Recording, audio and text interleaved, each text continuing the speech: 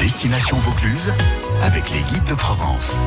Les guides de Provence qui sont avec nous et qui seront avec nous d'ailleurs chaque jour, chaque week-end, chaque samedi, chaque dimanche plutôt, ce sera mieux comme ça. Élodie Burger, bonjour. Bonjour. Élodie, vous êtes fondatrice, guide conférencière. On va ensemble prendre une destination chaque week-end, chaque samedi, chaque dimanche. Et le premier rendez-vous que vous avez choisi, vous nous le donnez à Seignon, un village que vous aimez beaucoup. Oui, j'aime énormément Seignon. Je pense que c'est un de mes villages préférés dans le Vaucluse.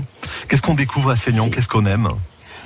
À Seignon, vous avez certainement une des places les plus photogéniques de notre territoire, la place de la Fontaine, avec un immense lavoir, une petite auberge, un micocoulier. On est en Provence. On arrive, les couleurs sont belles toute l'année, en été, en hiver, à l'automne, avec une vigne vierge qui est toute rouge. Déjà, on en prend plein les yeux en quelques minutes. Alors, Seignon, on s'y balade assez rapidement. C'est déjà un village perché, donc on y grimpe un petit peu, oui. On prend de la hauteur, on admire le paysage autour.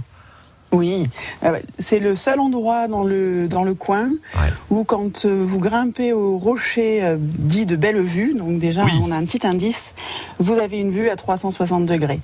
Donc on voit aussi bien la montagne de Lure, quand il fait très clair on peut voir les écrins. On voit le début du Verdon, le Ventoux, la Plaine, le Comtat, l'Uberon, les Claparèdes. C'est époustouflant comme vue. Et ce qui est fou, c'est que ce site-là, c'était le premier site d'implantation dans le village. Donc on a quelques vestiges de fortification. Seignon a la particularité d'avoir connu 3 châteaux. Donc c'est quand même pas si commun. Hein. Et le nom du village vient de Signal, Signum, parce que le but était de protéger l'évêché d'Apt. Donc voilà, quand on est perché là-haut, on a une vue extraordinaire. Il y a quelques maisons troglodytes à visiter, le moulin à huile aussi d'ailleurs.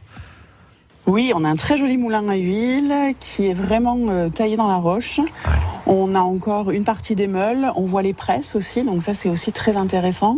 Beaucoup de caves, mais qui sont des caves particulières aujourd'hui. Et l'église aussi qui est superbe, hein. On a une belle église Sainte-Marie qui a vraiment su garder son charme roman, et à l'intérieur on a une acoustique qui est vraiment très intéressante. Ça c'est à essayer aussi, il faut pousser la porte alors de cette église. Il y en a plusieurs d'ailleurs. Alors, on a de la chance. Oui, on a aussi l'ancienne abbaye Saint-Eusèbe, mais ça c'est une propriété privée. Mais en principe les grilles sont toujours fermées mais permettent de voir l'intérieur. Donc ça c'est quand même plutôt intéressant, elle est protégée au moins.